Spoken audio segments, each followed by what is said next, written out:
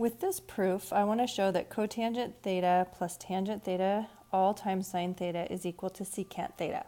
Now, I want you to imagine that this is like the thesis statement for your essay, all right? Now, all of the work that I'm going to be showing needs to be just really clear, step by step, where I'm showing that the more complicated side, eventually I'm going to rewrite that and it's going to be equal to my secant theta.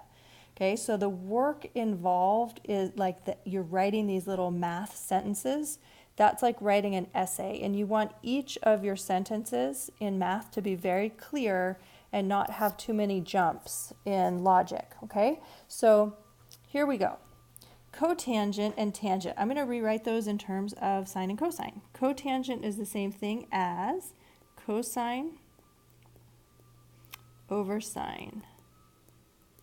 Okay, and tangent is the same thing as sine over cosine. All right, now I'm copying everything else down, the plus, the times sine theta. Everything else just gets copied from the left-hand side. I'm leaving that secant alone. Now I've got two fractions. Okay, a good strategy would be to combine those into one fraction. I need a common denominator, and my common denominator is going to be sine theta times cosine theta. All right, I already started with this cosine over sine, and so that fraction just needs to get multiplied by a well-chosen 1. How about we do cosine theta over cosine theta? So that first fraction we can rewrite cosine theta times cosine theta as cosine squared theta, all over cosine theta times sine theta. Okay, let's work on the second one. I already have a cosine, so I need to multiply the denominator by sine. What I do to the denominator, I must do to the numerator as well. There's my well-chosen 1. All right, and that started originally as sine over cosine, so there we have it. And let's don't forget that all of this was multiplied by sine theta as well. All right, so my second fraction inside that parentheses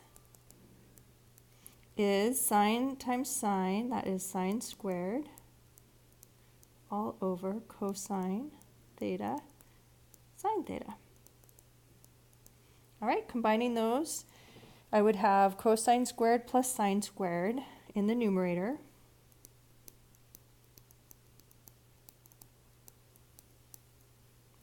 And that's all over cosine theta times sine theta. And that's times sine theta. Well, cosine squared plus sine squared, that is a trig, that's a Pythagorean identity. That is 1. So that simplifies. There's my Pythagorean identity. Look out for those. Whenever you see a squared, squareds, that maybe you may be able to use a Pythagorean identity. All right, so we're replacing that numerator with 1. The denominator is still cosine theta times sine theta.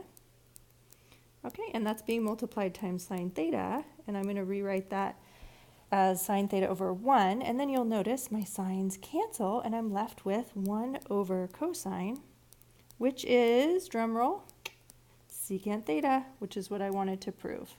So that is done.